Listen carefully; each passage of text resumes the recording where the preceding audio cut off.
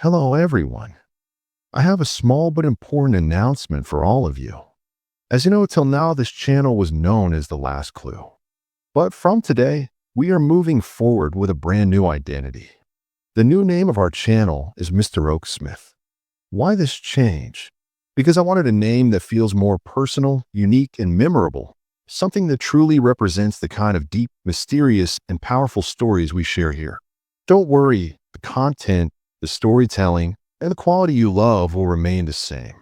Only the name and channel logo is changing, not the experience.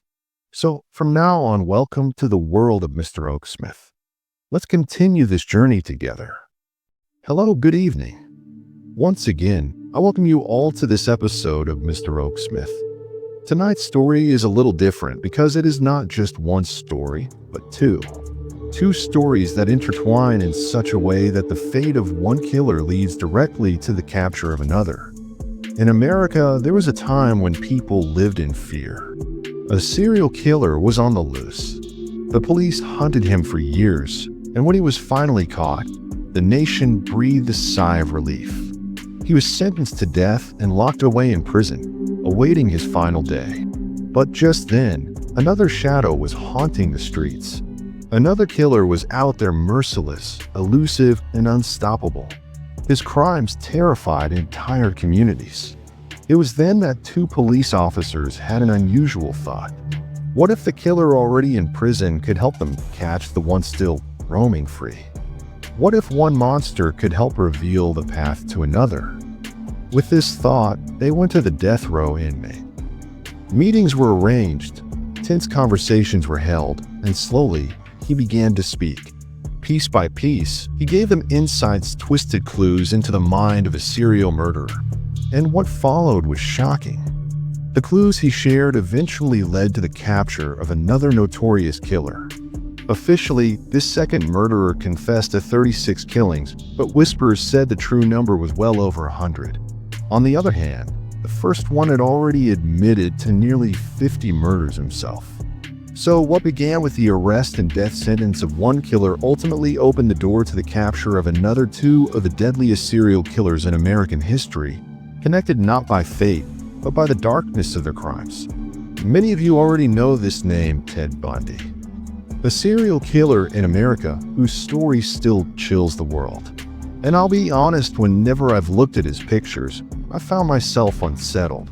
Because unlike the image most of us hold of criminals, Bundy looked nothing like one. In fact, some even called him the most handsome, the most charming face among killers. And it was this charm, this good-looking appearance, that became his weapon.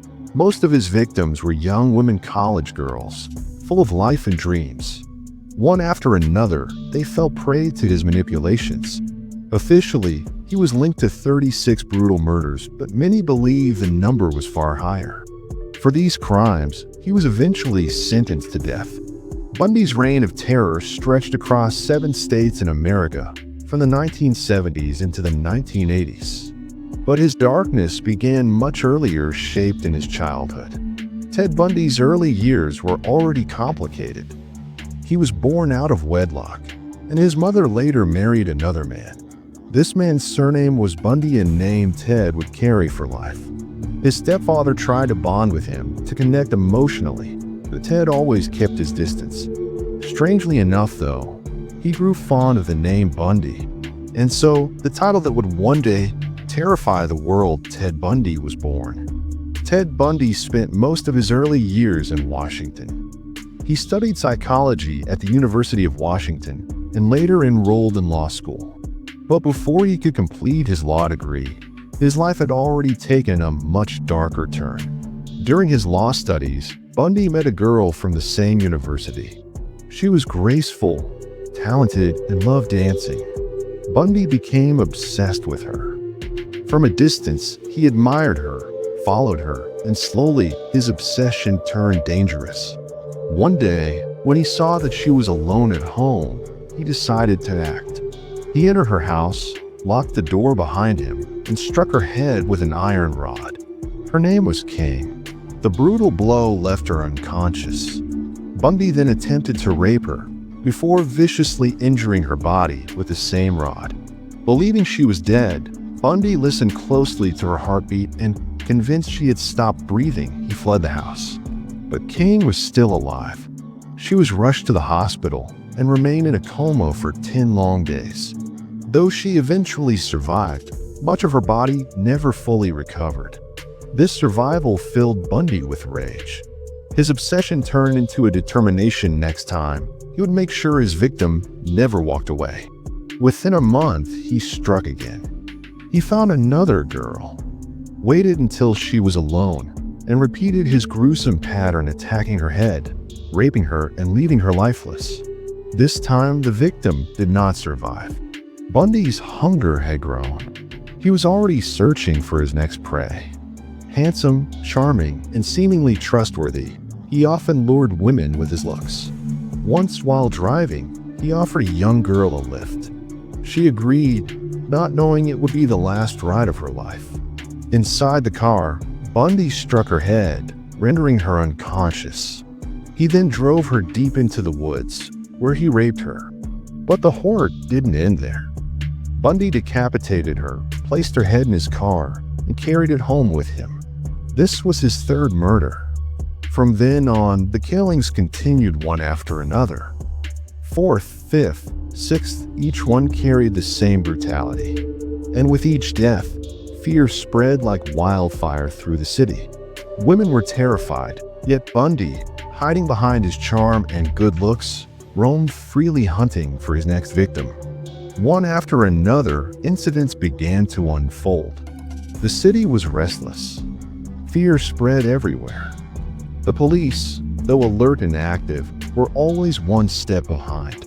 By the time they reached one state, Ted had already moved on to another, leaving behind a trail of terror.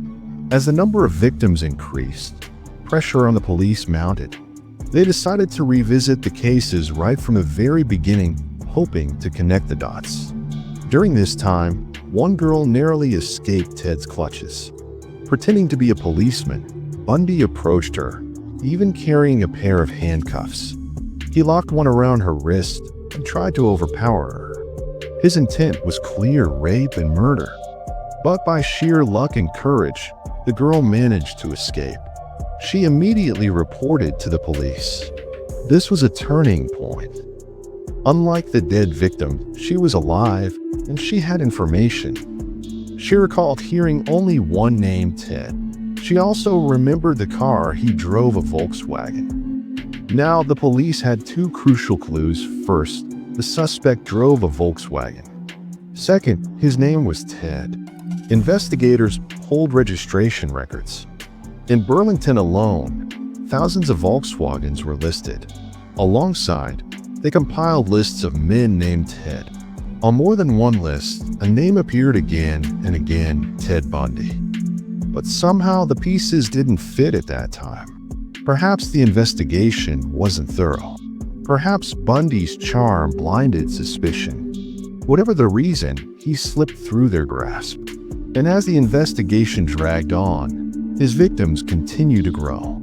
Then fate intervened. One night, Bundy was stopped by traffic police during a routine check. When officers searched his car, what they found chilled them to the bone: women's hair, undergarments, a knife, even a mask. Why would an ordinary man carry such things? Suspicion grew immediately. His superiors were alerted. Bundy was taken in for questioning.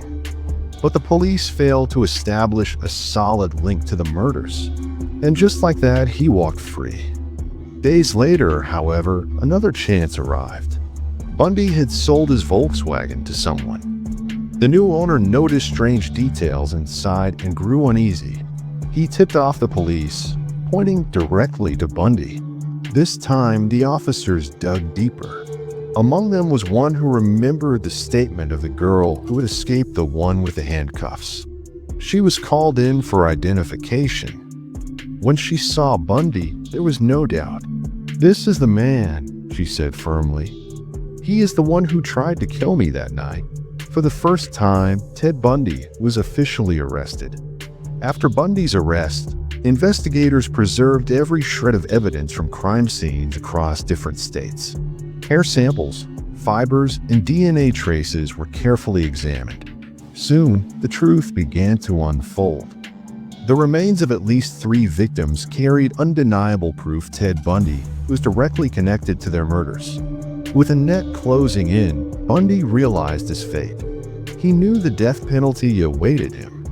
Yet, he tried to manipulate the system. To buy himself more time, he began confessing slowly, one case at a time. Each time Bundy opened his mouth, he revealed details only the killer could know. But he never gave away everything at once. Instead, he played a dangerous game, drip-feeding investigators bits and pieces murder by murder, body by body. Between 1974 and 1978, Bundy confessed to 36 murders. But chillingly, he admitted this wasn't even half of the real number. He hinted his victims could easily cross 100. Detectives began to see the pattern. Bundy wasn't just confessing. He was stalling. He was using his secrets as bargaining chips for survival. Then came the trial. Unlike most criminals, Bundy refused legal representation. He insisted on defending himself, using the courtroom as a stage for his arrogance. But his cunning wasn't confined to words. During one court session, while studying legal books in a library, Bundy made his first daring escape. He leapt from a second-story window and vanished into the night. For 7 days, he remained on the run before being recaptured. Once back behind bars, security was tightened. Yet Bundy's determination didn't end. Months later, he managed a second escape, this time from his jail cell itself. And unlike the first attempt, what followed was even more horrifying. On the very night of his escape, Bundy broke into the Chi Omega sorority house at Florida State University. What happened inside was beyond imagination. He brutally attacked several young women. In one room, he beat and strangled a girl before sexually assaulting her lifeless body. Then he moved to another room, another victim, another murder. Using a stocking, he strangled her to death. The horror that night marked one of the bloodiest chapters in Bundy's killing spree, committed while he was supposed to be locked safely behind bars. Inside the Chi Omega sorority house, Bundy's rampage didn't stop with 2 victims.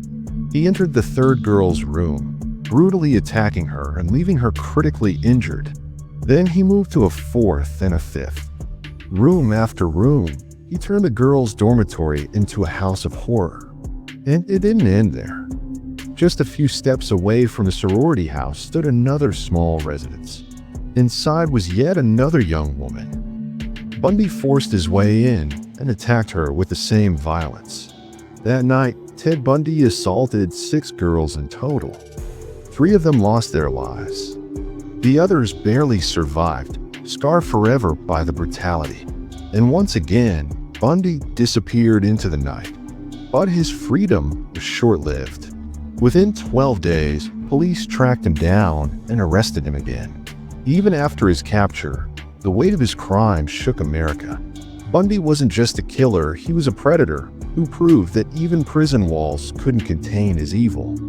The trial that followed was unprecedented. Bundy was charged with the murders of 36 young women. But investigators suspected far more.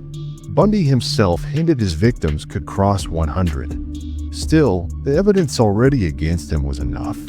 The courts delivered their verdict, the death penalty. Bundy appealed, taking his case all the way to the Supreme Court. But the higher courts, too, dismissed his pleas. The evidence was undeniable, and his fate was sealed. The only question left was when. Bundy was now confined to Florida State Prison, awaiting execution. But while he sat behind bars, America faced another nightmare. 2 detectives, Robert and Dave, were working a different case, one that echoed Bundy's savagery. This time, the killer was stalking the streets of Washington State. His targets were women living on society's margins, prostitutes, dancers, and runaway girls. By then, more than 50 women had vanished. Their lifeless bodies surfaced one by one, dumped near the Green River in King County. The press gave him a name that struck terror into the region, the Green River Killer. When Ted Bundy was finally sentenced to death, he remained locked away inside Florida State Prison. But his crimes, his way of luring, raping, and even desecrating the bodies of his victims still haunted investigators everywhere. At the same time, another nightmare was unfolding across the country. In Washington state, the Green River Killer was leaving behind a trail of bodies. Postmortem reports revealed a chilling similarity. Many of the women were not only murdered but also assaulted even after death. Two detectives, Robert and Dave, saw a disturbing pattern. Bundy's crimes and the Green River murders seemed to mirror each other. One monster was behind bars. Another was still out there. So they made a bold decision. If anyone could help them understand the mind of the Green River Killer, it was Ted Bundy himself. The first meetings were frustrating. Bundy mocked the detectives, asking why he should help them at all. He claimed he didn't know anything about the Green River case or about the man responsible. But Robert and Dave refused to give up. They kept coming back, kept talking, and slowly began to change their approach. Instead of interrogating Bundy, they appealed to his pride. They told him, "You are unlike any other. No one has ever outsmarted the police the way you did. You are in a league of your own." Bundy basked in praise. His eyes lit up. For a man obsessed with power and control, flattery was the key. So the detectives played their next card. If another killer was out there, if he wanted to be like you, what would he do? Would he kill the same way you did? Bundy smirked, leaned back, and replied coldly, "Don't compare me to anyone else. They're all amateurs. No one thinks the way I do." But then, when the detectives began sharing details of the Green River murders, Bundy slipped. After listening quietly, he said, "He's a killer like me." For Robert and Dave, it was the first breakthrough. Bundy didn't know the Green River Killer personally, but he understood him. And that meant, by studying Bundy's twisted logic, they could finally begin to profile the predator they were hunting. After Robert and Dave decided to keep pressing Bundy, they visited him again and again. For weeks, Bundy resisted mocking, refusing to answer, hiding behind his pride. But the moment he let slip, "He's a killer like me," the detectives saw their first spark of hope. So they went deeper. One day, they asked him directly, "When you kill or when you violate a body even after death, why do you do it? What goes through your mind?" For the first time, Bundy opened up. What he revealed wasn't just about himself, it was a window into the psychology of killers everywhere. Insights that investigators would never forget. He explained 3 disturbing truths. First, he said, every serial killer believes the body belongs to him. Once the victim is dead, her body is his possession, his property, his right. Second, Bundy confessed that blood and the smell of it created an almost addictive high. It gave him a rush he couldn't escape. Third, he described the rotting body itself. For most people, unbearable. But for him, a challenge. Standing there beside the decay was, in his mind, proof of strength. Proof he was the winner. But Bundy's confessions didn't stop there. He revealed one of his darkest secrets of the 36 murders he was convicted for. He admitted to decapitating at least 12 victims. He kept their severed heads inside his home and often slept beside them. To Bundy, these weren't body parts. They were trophies, symbols of victory. Even as the detectives listened, they knew this wasn't giving them direct clues about the Green River case. It was disturbing, horrifying, but still abstract. And then Bundy said something that changed everything. He leaned forward and told them, "After every murder, I always went back to the place where I left the body. Every single time." The detectives froze. "Why?" they asked. Bundy's answer was chilling. For a killer, the place where he leaves the body is like a pilgrimage. He must return, because standing there makes him feel powerful. It reminds him the police have failed. It's his temple, his victory. Even the soil, The smell of that place, it belongs to him. Bundy admitted, all the murders I committed, I went back to those places. Always. For Robert and Dave, this was the key. Bundy had just handed them the most crucial insight into the mind of the Green River Killer. When Ted Bundy told investigators the Green River Killer is just like me, it gave the police a chilling new lead. Bundy explained, if he's like me, then 100% he will return to the place where he left the body. That's what killers like us do. The police now had two options. 1, wait for the next murder to happen. 2, or set up surveillance at the site of the earlier killings. Bundy gave them one more crucial hint. There's no point in watching old graves. But if you find a fresh body and you quietly watch from a distance, he will come back. That's the only way you'll catch him. Detectives Robert and Dave took this advice seriously. Not long after, news came and a young girl's body had been discovered in a nearby forest. She had been strangled and brutalized in the exact same way as the Green River Killer's previous victims. The police acted immediately. Robert and Dave placed officers in disguise around the scene, not in uniforms, but dressed as ordinary people, even in wedding clothes, so no one would suspect surveillance. For 2 nights, nothing happened. But on the 3rd night, a man quietly appeared. He walked straight to the crime scene, right where the body had been left. That was the moment the police struck. When they arrested him, his identity shocked everyone. He was Gary Ridgway, the man who would later be known as the Green River Killer.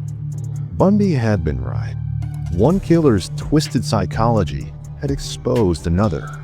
Meanwhile, on January 24, 1989, Ted Bundy's own story came to an end. He was executed in the Florida State Prison's electric chair. But Gary Ridgway was still alive, and he had secrets to tell. In custody, he confessed to killing nearly 50 women. But investigators believe the true number was much higher, more than 100 victims. Here's where the law worked in his favor. In many United States, if a criminal confesses, the death penalty can be reduced to life imprisonment. Ridgway avoided execution. Instead, he was sentenced to 440 years in prison. No parole, no release. He would spend the rest of his life behind bars. So in the end, one serial killer, Ted Bundy, indirectly led police to capture another serial killer, Gary Ridgway, the Green River Killer. Bundy's reign ended in the electric chair. Ridgway's reign ended in a prison cell. And together, their names became two of the darkest chapters in America's history of crime. That's all for today's story. Until next time, stay curious, stay safe, and never ignore Mr. Oaksmith. Then hit that subscribe button now, because the next tale might just be the one that haunts you forever. Subscribe because the truth won't wait. I'll see you next time with another chilling, unforgettable story. Until then, take care of yourself and your loved ones. Thank you for watching.